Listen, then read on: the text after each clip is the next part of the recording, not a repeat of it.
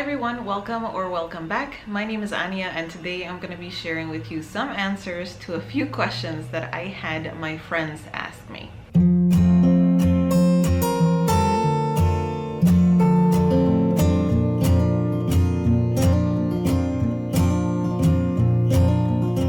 So the point of this video is actually to give you a little bit more insight on who I am. And for that reason, I actually did ask a few of my friends who already know me very well to ask me a few questions that I could include in this video. Now, I do know that, of course, they might know the answer to these questions, but I did want to ask them to ask me questions that maybe everybody else that's on my YouTube channel as subscriber might not know about me and would like to know. So let's get started. So I did ask 5 people. One of them is my sister and 4 of them are friends. Let's start with the questions that my friend Veronica asked me. They are very deep, very deep questions. So I've actually known my friend Veronica for many years. I was actually a little girl when I first met her, and she was actually friends originally with my sister. My sister and her were in the same grade together, and my sister is actually 5 years older than I am. So I was very little when she started coming around and hanging out with my sister, and our friendship eventually developed after I was already all grown up and was old enough to to bridge that gap with the age difference. So we became extremely good friends, and now I definitely would say she's not just my sister's friend, she's definitely my friend as well. So she actually asked me, what are you most proud of? And I did mention before that these questions are very deep, but as I thought about it more and more, I do think that they have a very straightforward answer. And the thing that I am most proud of, I think, are both of my kids. And I think that's a very obvious answer. So I wanted to start like thinking through other things that maybe I would say that are independent of other people, but you know, more personal to me. And I do think that definitely arriving at where I am in terms of my schooling is definitely something that I'm proud of. Now, as you know, I am currently going to school for my doctorate, and that is definitely something that I never ever thought would happen. I didn't even think I would ever get a bachelor's degree. I thought I was content with an associate's right out of high school, and now I am here. And it's tough, let me tell you, and I'm not even sure at this point if I'm actually gonna see this through to the end and actually get that degree.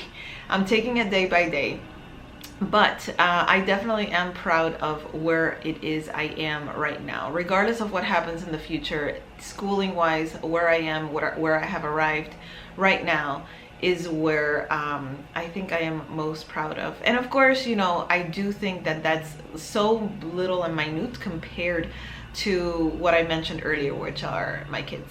That's definitely a big deal for me. And having them naturally, like pushing them out, girl, that's a big accomplishment right there. So the next question that she had for me was, what goal are you most excited about next?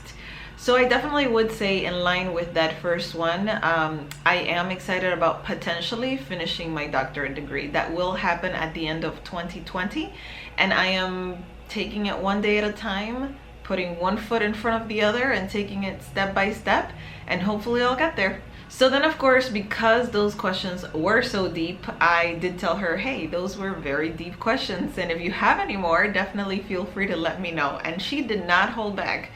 The next question that she asked was, what is your philosophy on life? And I also think that this question has a very straightforward answer, and that answer is, to me, I'm actually a Christian, so I am deeply rooted in my faith, in my Christian faith, and I do believe that life is all about doing everything and anything that you do to give glory and honor to God. So from the very first thing you do in the morning, brushing your teeth, to the very last thing that you do at night, and everything in between, everything that we do is to bring honor and glory to God, and that is my philosophy on life. And then the last question that she had was, what would I tell my 20-year-old self? And I actually want to do a video all on this.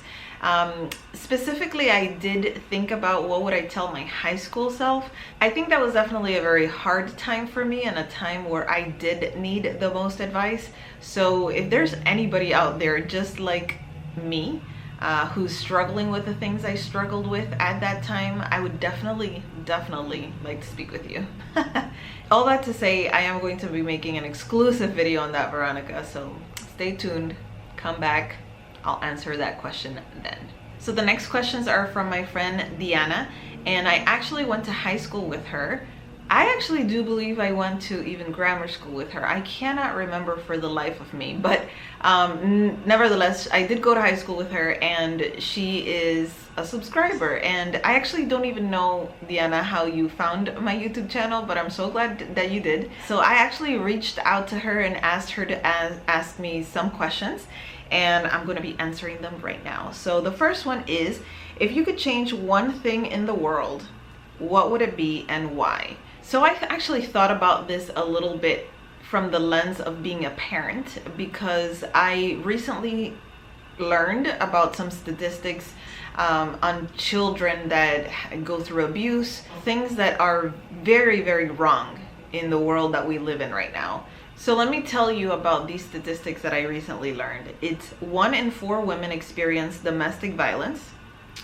1 in 7 men experience domestic violence. So we often think it's just women. It's not. It's also men. Children were often involved or present during those episodes of domestic violence. People over 60 were victims in 6% of these cases.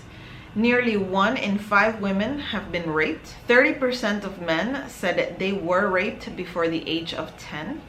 75% of women said they were raped by age 25. And 42% of women said it happened before the age of 18. That actually can be found in njsp.org. This is so scary to me, having children. So, you know, because of who I am now, at the age that I am right now and what I know, I think I can take care of myself. And even if something were to happen to me that is very unfortunate, you know, like this, domestic violence, rape, you know, all of these things, while it would be very, very difficult for me to deal with and very painful for me to deal with, it would be so much more painful for me to have to know that my child could potentially or actually go through anything like this, both my boy or my girl. And if I could change anything about this world that we're living in today, is to completely eliminate the possibility of anything bad happening to children. I think that they are beings that really need our protection, that desperately need our help, guidance, support. There's just no reason for these things to happen. There's no purpose. I really believe that as a society, as humanity overall, we need to come together. We need to protect our children. We need to be able to protect our neighbors' children as if they were our own. We need to treat every child like they were our own. You know, there's so much darkness in the world, and there is no place for that darkness in a child's life. We need to give them light, hope, a bright future to move ahead to. And starting out their life with these traumatic events, like experiencing domestic violence in the home, like experiencing, you know, abuse themselves or seeing their parent get abused, those things shouldn't happen. Let's just work on that not happening. And Diana, if I could change anything, I think right now I would say it would be that. So the next question is a lot more light, and that one is, do you recycle? And yes, I do recycle. Next question is, what is one of the most important things you want to pass on to your kids?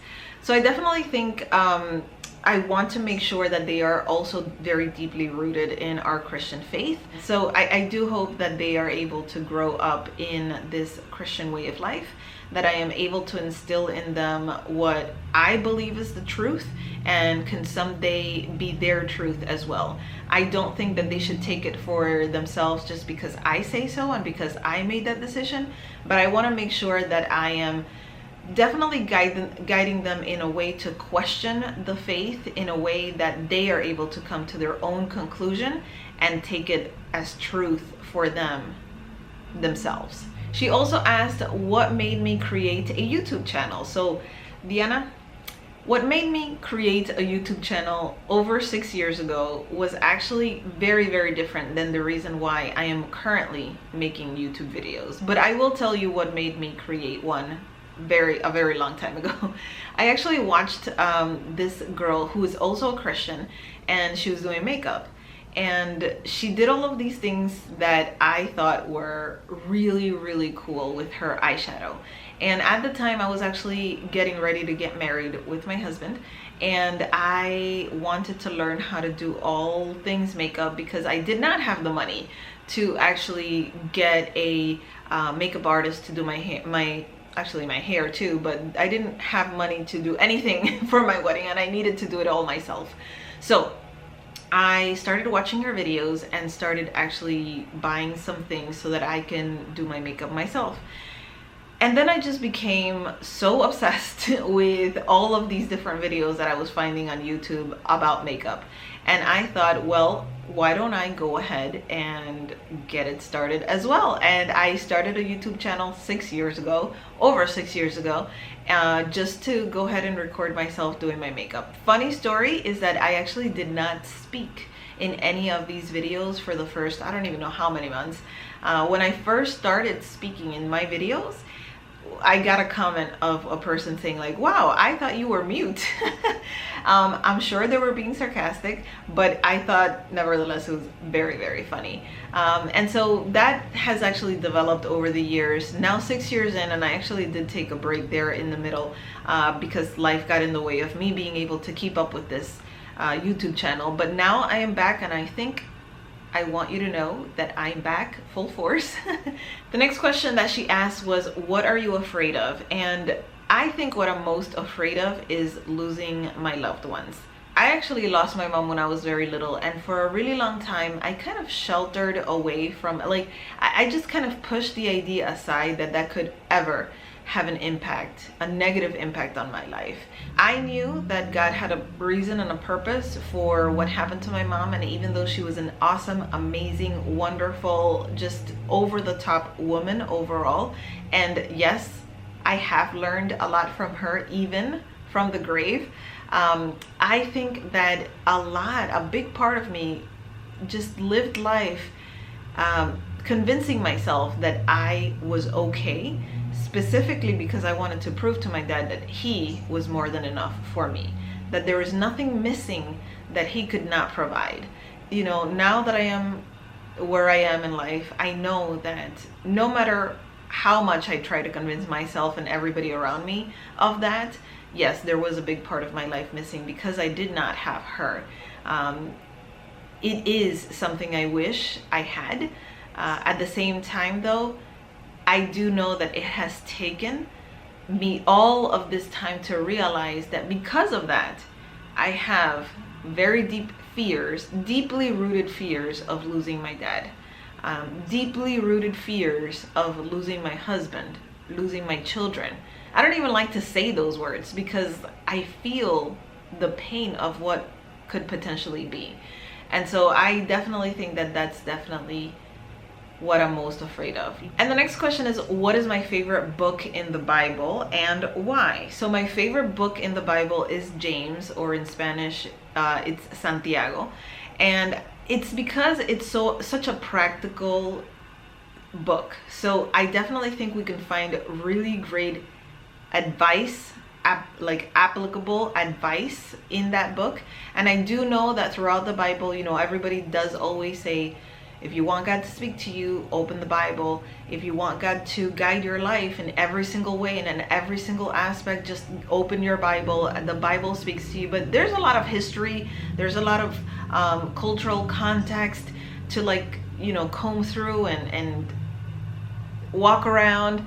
But when it comes to James, the book of James, I definitely think that it's very, very practical and very easy to understand and very just good for everyday living. So those were all of the questions that Diana asked, and let's move on to some of the questions that my friend Luisa asked. And Luisa, I have known for, I cannot even count the years right now, probably 21, I believe. So we actually met when I was in 8th grade and very quickly became very good friends and have maintained a solid and super intense friendship throughout the years. She actually doesn't live by me anymore, but we do talk on a regular basis, and I feel like she is more than a friend. She is like a sister to me.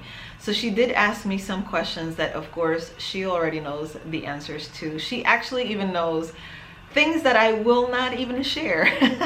So Luisa asked me to share with you how you and Santiago met. So Santiago is my husband, as you know, and we actually met at church. I was a Sunday school teacher at the time.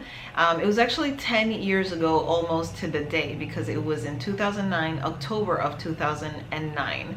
And when you see this video, it is October of 2019. So almost to the day, it is 10 years ago that I met my husband. And he was in our church as a visitor, and he went into another Sunday school class. I was actually teaching the small kids, so he didn't come into my class.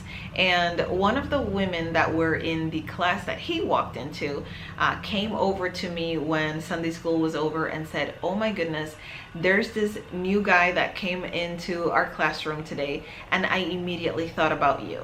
Now, at the time, I was very single, and all of my church family and a lot of the church ladies would always tell me how much they were praying for me to find a good mate and all of that stuff. And I was just thinking, like, oh my goodness, what is this woman coming with, you know, this guy that she just saw in the class? She insisted and insisted that I had to meet him, and I had to meet him right away. So she came and introduced me to him, and I remember we walked up to where he was, and she did ask me, "Do you happen to know him?" Because he says he used to come to this church when he was a little boy. And I actually grew up in that church. I was in that church from the age of about 11. I got baptized in that church when I was 12, and I essentially spent the rest of my life, you know, in that youth group, in life in general, in that church. And she said, "Do you know him?" And I said, "No, I definitely don't know him." Well, it just so happens that he actually used to go to that church right before I started going to that church. They moved churches, him and his family, and then I started going to that church. So that day, this woman from my church introduced me to him. She said, "This is Ania, this is Santiago," and shortly thereafter she left, and she said to me, "Make him feel right at home." So I actually did ask him, "Is it okay if I sit with you during the service?" And he said it was fine, and I sat down with him. A few seconds later, I thought, oh my goodness, I wonder if this guy's even involved with anybody. And I just asked him if I could sit with him through the whole church service, but whatever, like, I'm here now. And I sat with him, and honestly, the rest after that is history. We became really good friends. We established a really good, solid friendship foundation that lasted 2 months, and then we became girlfriend and boyfriend. And 3 years later, goodness gracious, I'm going in deep here, like much deeper than your question was, which was how did we meet? Let me just stop right there. If you're interested in knowing the rest of the story, let me know, and I'll definitely share all the details. But yeah, that was how we met. We met at church. So she did pay attention and only asked me one question, which was what I did ask. So let's go now to my sister's questions. She asked me, how come you decided to go for a second child even though Sebastian was only 1 year old? And that means you were going to have two under 2 years, while you were still doing full-time job and working in your doctorate degree. So this is also something that my husband and I really did think a lot about before we decided, let's just go for it. Let's move on with our desire to have a second baby. Before we even had Sebastian, we weren't even sure if we wanted to have any children. But at the time, I did tell my husband, if we decide that we're gonna have one, we're definitely having two, because I don't want to have just one as an only child. And you know, that was what it was. And then we decided, okay, we want to have Sebastian. We didn't know at the time it was Sebastian, but we wanted to have him, and we went ahead and got pregnant with him. We then knew how difficult it was to juggle all of that with school. When Sebastian was 1 year old, we started thinking again about having a second one. When it became time though to make that decision, it was not about Sebastian, it was about us. And I think that was very important, because we, Santiago and I, were able to look at each other and say, yes, we definitely want to move forward with this decision, because we want another baby, independently of Sebastian needing a sibling or not, independently of him growing up as an only child or not. So that was very important to us, and it actually happened. We wanted to have another child. We wanted another one of Sebastian, you know. The timing, yes, it was definitely very difficult for us to decide that it was a decision that we wanted to act on immediately after the 1 year. I definitely knew I wanted to wait 1 year, because I wanted to breastfeed Sebastian for at least a solid year. And at the beginning, at the very beginning, we actually thought, let's just wait the 40 days that the doctors say you're supposed to wait, and then let's start trying again.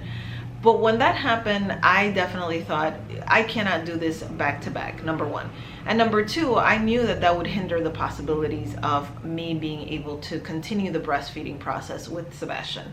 So we had this conversation, and I told Santiago, he was also on the same page, wanting to establish that first year at least with the breastfeeding, and then eventually go for the decision of potentially having another kid right away. Now, going to school definitely put a wrench in all of these plans, because it's very difficult. I mean, especially because of the level of studies that we're in right now. And when we had Sebastian, we were juggling school back and forth. Both my husband and I are in school, and we were taking turns going to school, because we had to juggle a newborn. All of this said, we still said, you know what, we want to go for it right now, because this is what we want to do. And timing, as anybody will tell you, is never going to be perfect. And so we thought, there's no time like the present. Let's just go for it. I wish there was actually, I don't wish there was a deeper answer to this question. There isn't. And the answer is, we wanted to. And so we went ahead and did. And we knew that, trying to have a baby is not as easy as let's just go to the store and have them. It's more like, let's just try and see what God has in store for us. And we were blessed. We were blessed that we started to try, and literally it just happened. And we're so blessed that it did, and now we're here, and our brand new baby is with us. We're having to deal with and juggle the schooling situation for this semester, because it is what it is. But I wouldn't have it any other way. I really wouldn't. And that's actually a good transition to the last set of questions. So I did say that I asked one of my other friends, and she actually didn't get back to me, but it's okay. People are very busy. But my husband did ask me a few questions that do go in line with this question that Katiuska, my sister, asked me. And what he asked me is, how do I handle doing it all? School, kids, work, marriage. So I actually don't do it all at the same time. I do try to take it one day at a time, 1 hour at a time sometimes even, because a lot of the things that I'm juggling with are so important that I don't want to slack. I don't want to look, kind of look back and say I didn't do my very best. And let me tell you something, it's definitely not perfect. I'm definitely juggling a lot, and I do try to stay afloat nonetheless. But I don't try to just grab too much at the same time.